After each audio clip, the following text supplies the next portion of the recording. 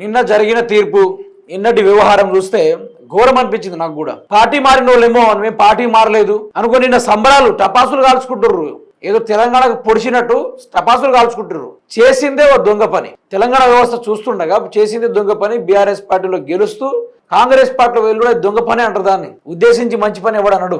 చరిత్రలో చీకటి రోజు. దానం కడియంకు క్లీన్ చీట్. ప్రజాస్వామ్యంపై దాడి. అసెంబ్లీ స్పీకర్ నిర్ణయం రాజ్యాంగ విరుద్ధం. బీఆర్ఎస్ బీ ఫామ్ పై ఎమ్మెల్యేగా గెలిచిన దానం కాంగ్రెస్ పార్టీ బీ ఫామ్ మీద ఎంపీగా పోటీ చేస్తే క్లీన్ చీట్ ఇవ్వడం ప్రజా తీర్పును అవమానించడమే. అన్ని ఆధారాలు ఎన్నికల సంఘం వద్ద ఉన్నాయి. అయినా ఫిరాయింపులను ప్రోత్సహిస్తూ స్పీకర్ తీసుకున్న నిర్ణయం ప్రజాస్వామ్యానికి చీకటి రోజు. స్పీకర్ పై రాహుల్ గాంధీ ఒత్తిడి తీవ్రంగా ఉన్నది. ఫిరాయింపుల గురించి మాట్లాడే నైతిక హక్కు రాహుల్ కి గాని కాంగ్రెస్ పార్టీకి గాని లేనే లేదు. రాహుల్ గాంధీకి కొంచెమైన సిగ్గు గౌరవం ఉంటే దీనిపై ప్రజలకు సమాధానం చెప్పాలి.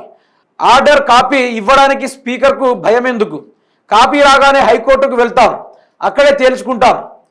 బీఆర్ఎస్ వర్కింగ్ ప్రెసిడెంట్ కె తారక రామారావు. అయితే ఇక వీళ్ళు ఏదైనా ఉంటే న్యాయ పోరాటమే ఉంటుంది.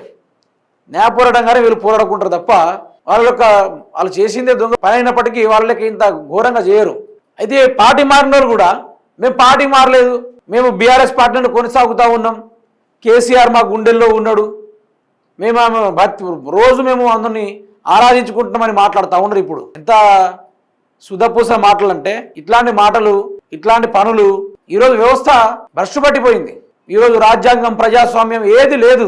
డబ్బున్నోడిదే రాజ్యం, అధికారం ఉన్నోడిదే అన్ని నడుస్తున్నట్టుగా ఇక్కడ మరోసారి తేలిపోయింది.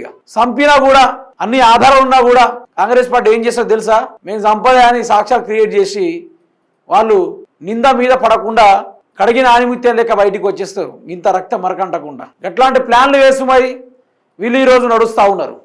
దాంతో కేటీఆర్ గారు మేము న్యాయస్థానాన్ని ఎంచుకుంటాం, సుప్రీంకోర్టు దాకా పోతాం, కానీ ఎవరిని కూడా వదలమనుకుంటూ మాట్లాడుతూ ఉన్నాడు. చూద్దాం ఏం జరగబోతుందో.